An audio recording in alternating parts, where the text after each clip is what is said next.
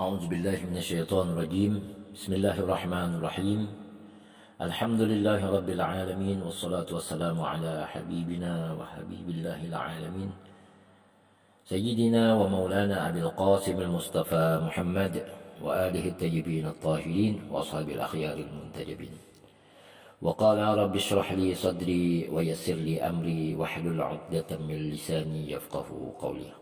أشهد أن لا إله إلا الله وحده لا شريك له، وأشهد أن محمدا عبده ورسوله. اللهم صل على محمد وآل محمد.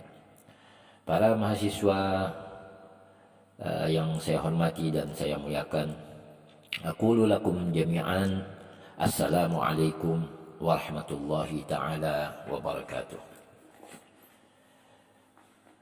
Puji dan syukur kehadirat Allah SWT, kita masih diberikan kekuatan, kesehatan, baik roh dan jasad untuk tetap melanjutkan perkuliahan kita yang insya Allah senantiasa mendapatkan berkah dan ma'unah dari Allah SWT.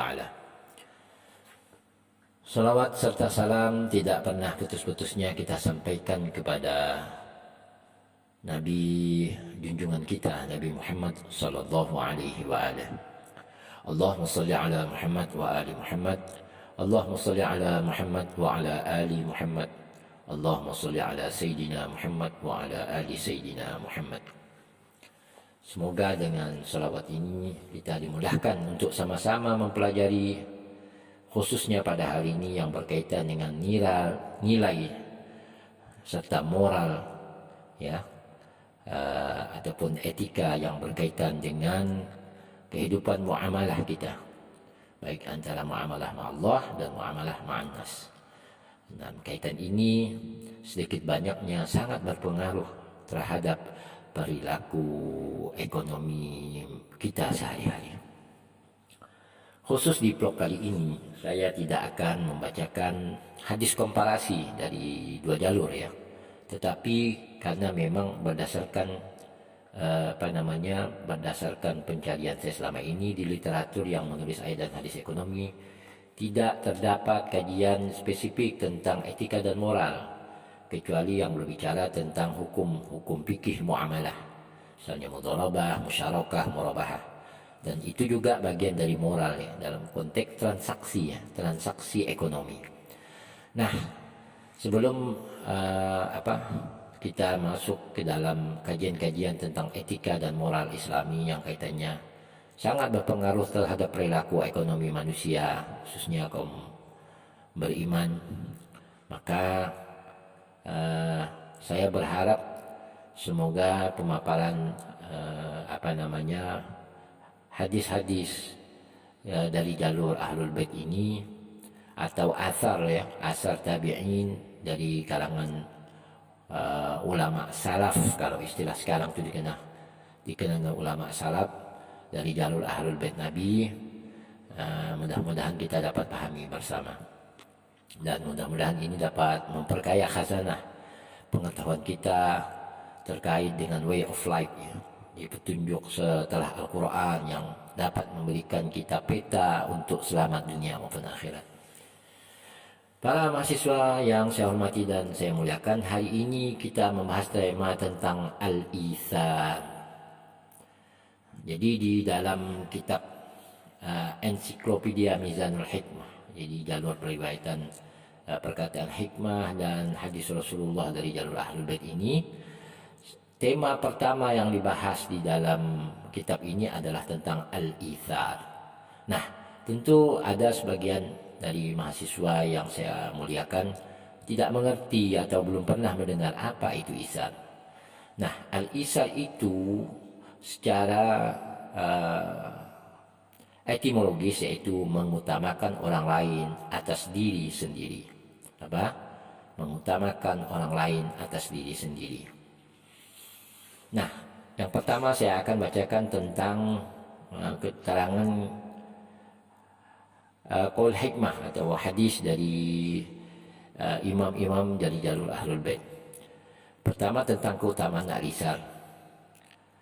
Al-Imam Ali, al-ithar a'la al-makarim.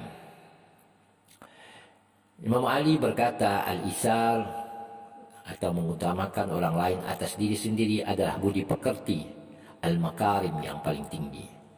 Jadi kalau ada akhlak, maka salah satu visi misi Rasulullah adalah makarim al-akhlak, artinya induknya akhlak.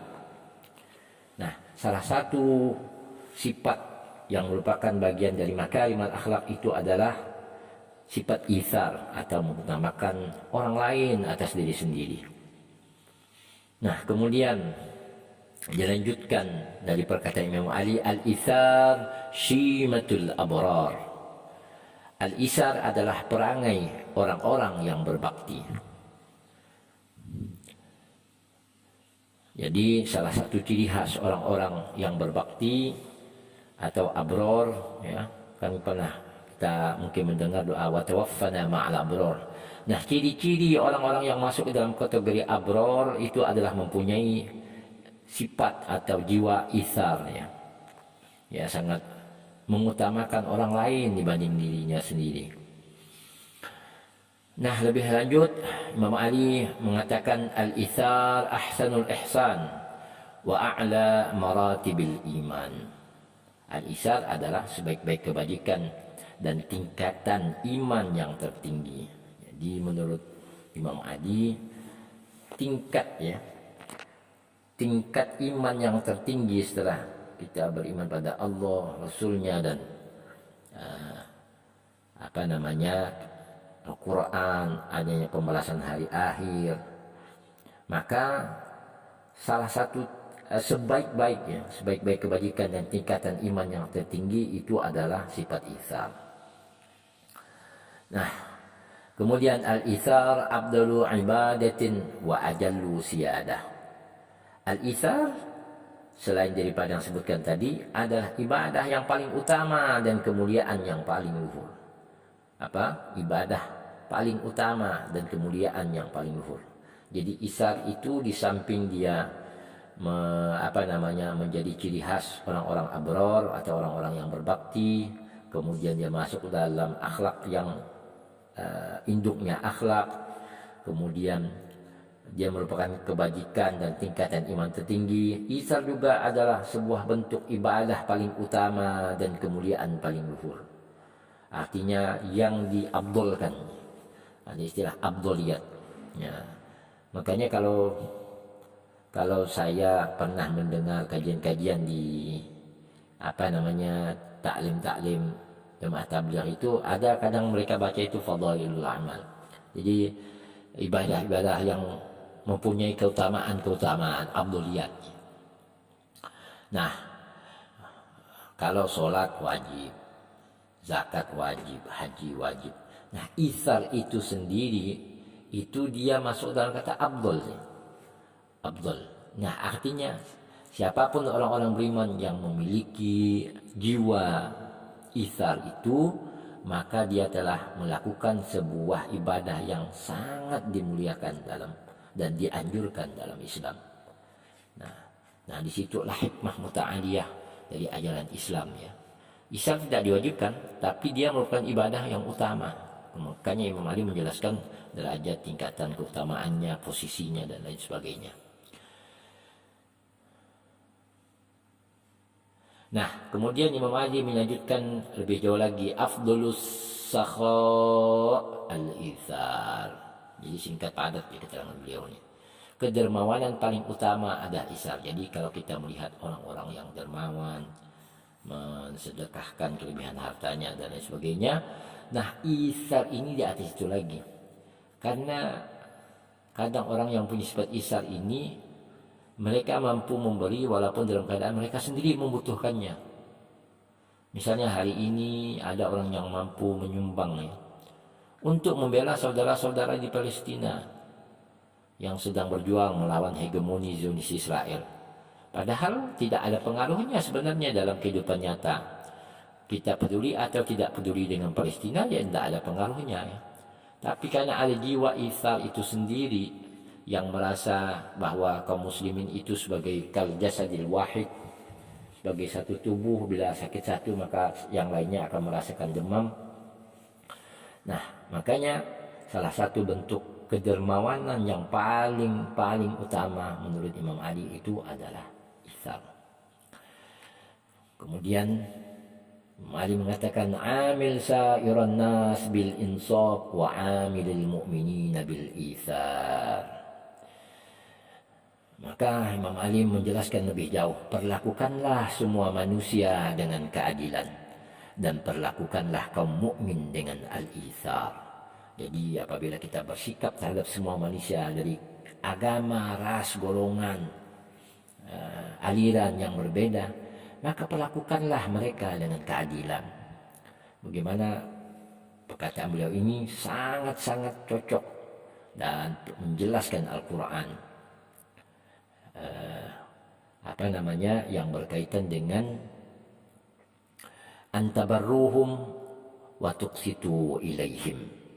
Ya, lagi berbuat adillah dengan sama manusia, antabarruhum, berbuat baiklah, wa tuqsitu ilaihim, dan berbuat adillah. Nah, menurut Imam Ali dalam penjelasannya, perlakukanlah kaum mukmin dengan itsar, dan khusus untuk orang-orang beriman.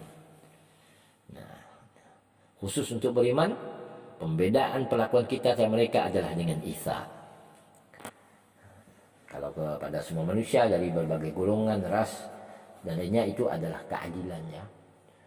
Misalnya ada dalam Al-Quran dikatakan, difirmankan Allah SWT, wa la yajrimannakum syana'anu qaumin ala alla ta'dilu. Janganlah kebencianmu terhadap sebuah kaum, ya, membuat kalian untuk tidak berlaku adil. I'dilu huwa aqrabu littaqwa, berlaku adillah karena ia adalah jalan yang mendekatkan kita kepada ketakwaan. Dan Al-Quran mengatakan lagi, inna akramakum indallahi atqakum. Sungguhnya orang yang seutama-utama manusia, yang paling bertakwa di atas muka bumi di antara manusia itu adalah atqakum, yaitu orang yang bertakwa. Dan ciri orang bertakwa itu adalah mereka mampu bersikap adil kepada seluruh manusia dari berbagai agama, ras, dan golongan. Tapi khusus untuk kaum mukmin, maka lakukanlah itsar. Kemudian Imam Ali melanjutkan di akhir perkataannya, bil itsar yustarqul ahrar. Dengan itsar hati orang-orang yang merdeka dapat menjadi tawanan. Nah, ini merupakan sebuah bentuk, ya, metode untuk membuat orang-orang yang merdeka. Artinya fitrah manusia kan merdeka, bebas memilih, baik itu agama, baik itu kepercayaan, aliran, mazhab, dan lain sebagainya. Tapi dengan perlakuan itsar, kadang perbedaan yang membuat pertikaian itu bisa pulih, yaitu dia dapat menjadi sebuah magnet, ya, magnet untuk menyatukan hati orang-orang yang merdeka. Nah, para mahasiswa yang saya hormati dan saya muliakan, kajian tentang itsar ini ada juga di dalam Al-Quran, yaitu di surah Al-Hasyr ayat 9. A'udzu billahi minasyaitonir rajim. والذين يتبوأوا الدار والإيمان من قبلهم يحبون من هاجر إليهم ولا يجدون في صدورهم حاجة مما أوتوا ويؤثرون على أنفسهم ولو كان بهم خصاصة وَمَنْ يُوقَ شُحَّ نَفْسِهِ فَأُولَئِكَ هُمُ الْمُفْلِحُونَ. Allah Subhanahu wa taala berfirman, dan orang-orang yang telah menempati kota Madinah dan telah beriman, atau kaum Ansar, sebelum kedatangan mereka kaum Muhajirin, mereka mencintai orang yang berhijrah kepada mereka, dan mereka tiada menaruh keinginan dalam hati mereka terhadap apa-apa yang diberikan kepada mereka orang Muhajirin. Dan mereka mengutamakan orang Muhajirin atas diri mereka sendiri, sekalipun mereka memerlukan apa yang mereka berikan itu. Dan siapa yang dipelihara dari kekiran dirinya, maka itulah orang-orang yang beruntung. Nah, selanjutnya Al-Amali Litawus meriwayatkan dari Abu Hurairah, Ja'a rajulun ila an-nabi fashaka ilaihi al-ju' faba'atha Rasulullah ila buyuti azwajihi faqulna ma 'indana illa al-ma' faqala Rasulullah man lihadha ar-rajuli al-laila faqala Ali ibn Abi Talib ana lahu ya Rasulullah wa ata Fatimah faqala laha ma 'indaki ya ibnata Rasulillah فقالت ما عندنا إلا فوت الصبية لكننا نؤثر ضيفنا فقال يا ابنة محمد نومي السبية وأطفئي المصباح فلما أصبح علي غدا على رسول الله فأخبره الخبر فلم يفرح حتى أنزل الله ويؤثرون على أنفسهم ولو كان بهم خصاصة. Abu Hurairah meriwayatkan seorang pria datang menemui Nabi Shallallahu Alaihi Wasallam seraya mengajukan rasa laparnya. Kemudian Nabi Shallallahu Alaihi Wasallam membawa pria itu ke rumah istri-istri beliau. Tapi mereka mengatakan kami tidak memiliki apapun kecuali air. Rasulullah Shallallahu Alaihi Wasallam bersabda, siapakah yang akan memberi makan kepada pria ini pada malam ini? Imam Ali bin Abi Thalib alaihissalam menjawab, saya wahai Rasulullah. Imam Ali datang menemui Sayyidah Fatimah seraya bertanya kepadanya, apa yang kau miliki wahai putri Rasulullah? Sayyidah Fatimah alaihissalam menjawab, kita tidak memiliki apapun kecuali makan malam kita, tapi kita mengutamakan tamu atas diri kita sendiri. Kemudian Imam Ali berkata kepada Sayyidah Fatimah, wahai putri Rasulullah, tidurkan anak-anak dan matikan lampu. Keesokan harinya Imam Ali alaihissalam mendatangi Rasulullah Sallallahu Alaihi Wasallam dan mengabarkan kepada beliau apa yang telah dilakukannya terhadap tamunya itu.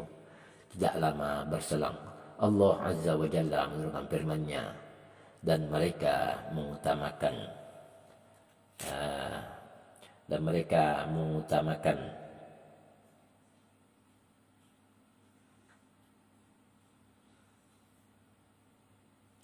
atas diri mereka sendiri sekalipun mereka memerlukan. Ini bagian dari kutipan tentang ayat surah Al-Hasyr yang menjelaskan asbab nuzul ayat tersebut berkaitan dengan perilaku Imam Ali yang juga diriwayatkan oleh salah seorang sahabat, yaitu Abu Hurairah. Nah, para mahasiswa yang saya hormati dan saya muliakan, lanjutan dari kajian tentang Al-Ithar. Diriwayatkan dari Aisyah Salamullah alaiha, Rasulullah Sallallahu Alaihi Wasallam tidak pernah kenyang dalam 3 hari berturut-turut sampai meninggal dunia. Padahal seandainya beliau mau, niscaya beliau akan kenyang. Tapi beliau mengutamakan orang lain atas dirinya sendiri. Ini dalam buku Tanbih Al-Khawatir, jilid 1 halaman 72. Tanbih Al-Khawatir jilid 1 halaman 72. Nah, kemudian Majma'ul Bayan an Abi Tufail dalam Nur As-Saqalain jilid 5 halaman 285 hadis ke-52.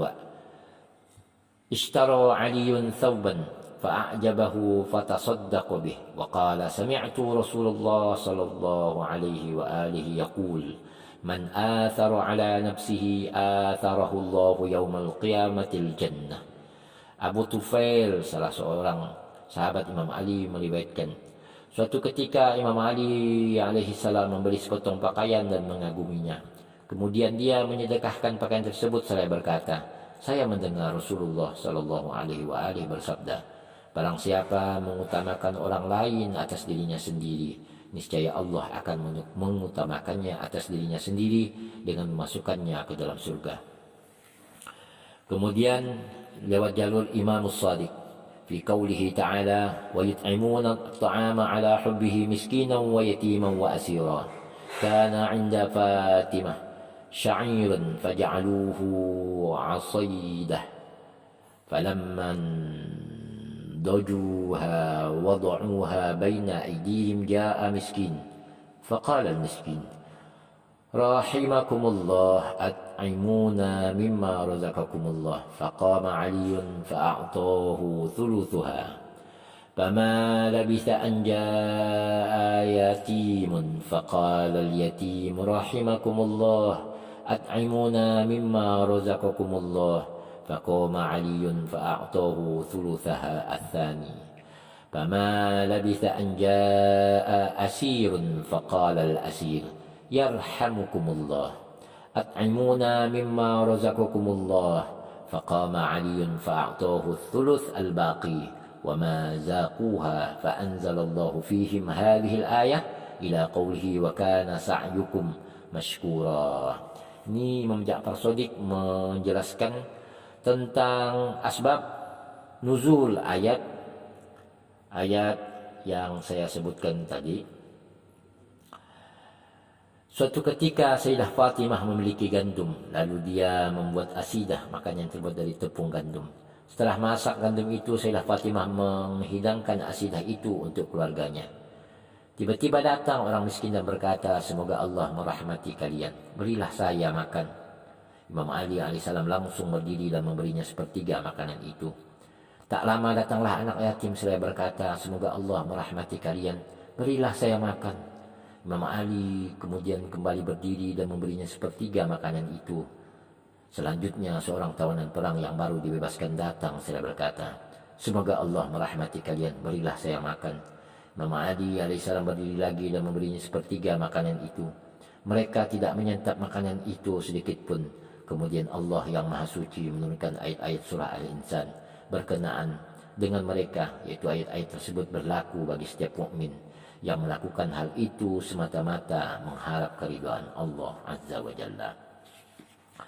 Nah, mahasiswa yang saya hormati dan saya muliakan, demikianlah kajian singkat melalui riwayat Ahlul Bait Nabi, yaitu Imam Ali, kemudian Imam Shadiq, dan dari sahabat-sahabat mereka. Kemudian juga ada dari sahabat Rasulullah yang diriwayatkan dari Abu Hurairah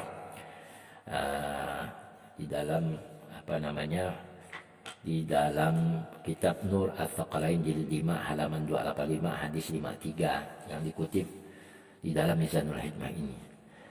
Nah, intinya sifat ihsan itu adalah berbeda dengan sedekah, dengan zakat, infak. Karena ihsan itu pada saat kita membutuhkan sesuatu, tapi kita lebih mendahulukan orang yang membutuhkannya, dan kita mengikhlaskannya hanya semata-mata mengharap ridha Allah, itulah yang dimaksud dengan ihsan. Artinya dalam skala apapun pada saat orang membutuhkan, kita membutuhkan, kita mendahulukan kebutuhan, memenuhi kebutuhan orang lain tersebut dibanding kebutuhan kita sendiri dan keluarga kita. Itulah sifat ihsan yang sangat diagungkan dan dimuliakan Allah SWT melalui lisan suci nabinya, lisan suci ahlul baitnya, yang merupakan sebagaimana saya katakan di depan itu adalah menurut Imam Ali itu sebagai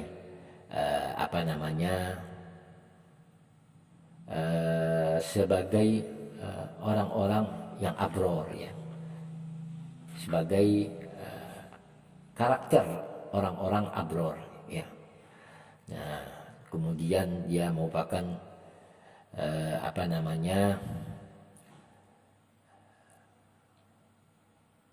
merupakan kedermawanan paling utama. Jadi kalau dermawan itu di atasnya tingkatan dermawan itu adalah ihsan.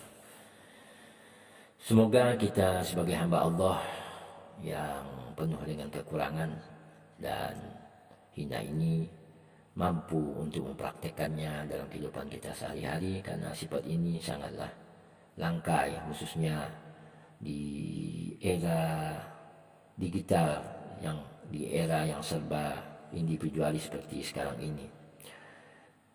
Mudah-mudahan kita sama-sama mampu berupaya sekuat tenaga untuk dapat mempraktekannya, dan Allah bantu kita dengan rahmat dan kasih-Nya untuk mampu mewujudkannya dalam